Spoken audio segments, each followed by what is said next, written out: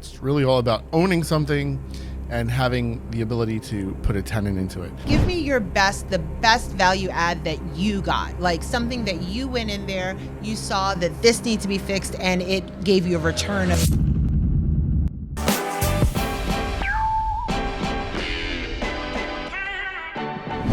So many people ask us, how do we make that leap from going from residential investment to commercial investment? So, because you guys have asked, we are going to talk to the expert about this. Wow. You are the expert, Eric. Let's just be real. I wonder what I'm an expert on, but I love commercial real estate. So yeah, why not? You do love commercial real estate. And if you are speaking to a young person who has tried their hand at residential investments, right? And now they want to invest in a commercial property. Sure. What are the top 3 things that you would tell them and how to get started? So really, property's property. It's really all about owning something and having the ability to put a tenant into it. Mm-hmm. So the first thing is always value add. Find something that you can fix or improve upon or increase the rents on or something like that, because that's where you're going to make your most money. There's so many different types of value add out there. So if you're a beginning investor, you just have to make sure that it's something that you can handle versus like some big restoration project.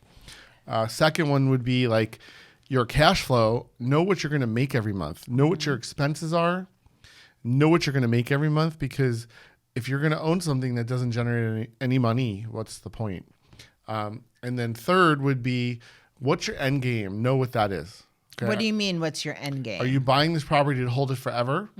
Are you buying this property because you are going to fix it because it's a value add, and then you're going to fix it, improve the rents, and then go take a cash out loan against it so then you can recoup your money and buy something else? Or are you just buying this because you want, a 10% return every year? Know what your plan is. So let's go back to your first one, which was find something that's value add. Mm-hmm.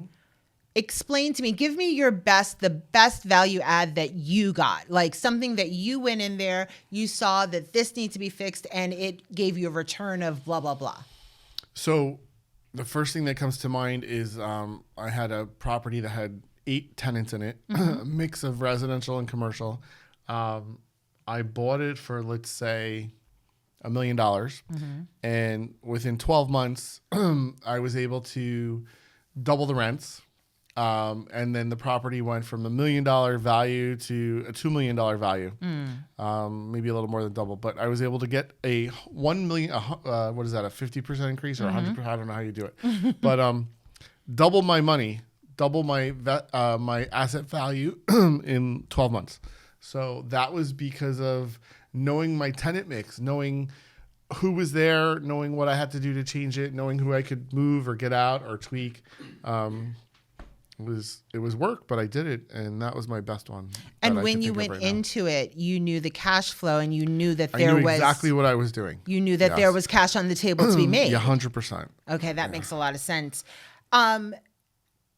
What's the minimum down payment on a commercial property? Is it different? So there's no rules in commercial. If you can get a seller to finance something, there could be no minimum down payment. It just depends. What do you mean a seller? I want to. Where's the seller to finance for me? It all depends on where you are in the market, what you're going to take. Let's say you have a property that has major environmental issues, and you're willing to take that responsibility on. The seller may say, here's the property, take it. I'll hold the paper. I'll be the bank for you, and they may charge you no down payment. Traditionally, if you go to a commercial bank, they're usually going to require anywhere from 25 to 30% down. There's some small business loans out there where sometimes you could put down 10% if you're going to occupy the property. So really, you got to put your creative thinking hat on and go look for opportunities. So what is the prime example of a seller finance deal? Give me, if you are thinking of the perfect seller finance deal, what would that look like? No down payment and give me 30 years to pay it off. That to would be the seller. Yeah, that would be the perfect one. Is that realistic? Probably not. But sometimes the seller will give you 5-year financing.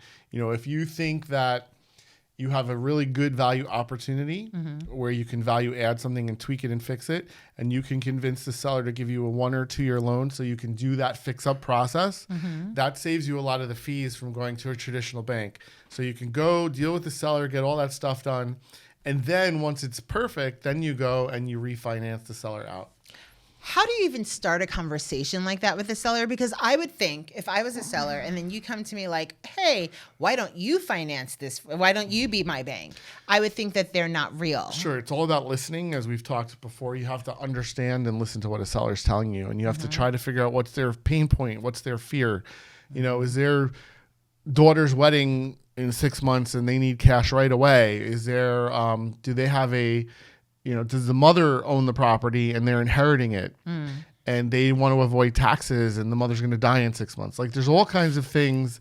That's morbid. I know it's morbid, but there's structures here and you have to understand the seller and what their needs are and what their plans are. And that's how you orchestrate something that makes sense for them. And how do you negotiate an interest rate with them? Do you take whatever is the going market rate, or? Yeah, it's just a game. It's gambling. You put an offer out and you see what you get back. And then someone's going to stop at some point. And you have to just figure out what your threshold is. Remember, interest rates for short periods of time don't really matter as much. So if you're paying 6 or 7 or, 5 versus 7 and it's a 2-year loan, why are you arguing? Sometimes you have to know when to just give in. No rules in the commercial, which scares me half to death. Yeah. Now, what about, so commercial has a bunch of different terms, right? What is an LOI? LOI is a letter of intent. Okay, now what is that? So and is that the contract? It's not a contract. You're just putting a piece of paper with terms of what you're willing to offer somebody. Could I scribble that on a napkin? How does Guess that you work? could, How does it work? You just write up take a piece of paper and you just write, the purchase price, the terms of the purchase, what the down payment is, when you're going to put the down payment down, when you're going to close on the property, are there any inspections, and who the parties are to that agreement. Most letter of intents, I think it varies by state, are non-binding. Okay. And then you'd have to go to a lawyer to actually lock it up. But there's all different scenarios. Every state's different. So is that here in New Jersey, at least, is that how it works? You put together a letter of intent? We do a non-binding letter of intent, and then it goes to the attorneys. And usually that's just you handing the attorneys something they can paper or put on paper. Yeah. Okay. Yeah. All right. So if I'm ready to dive into commercial, first I'm going to find added value. Yes. And that is exactly what I'm going to be looking for. And I know we talk about this a lot in our book, Real Estate Investing Made Simple. And you can find that everywhere you can find books.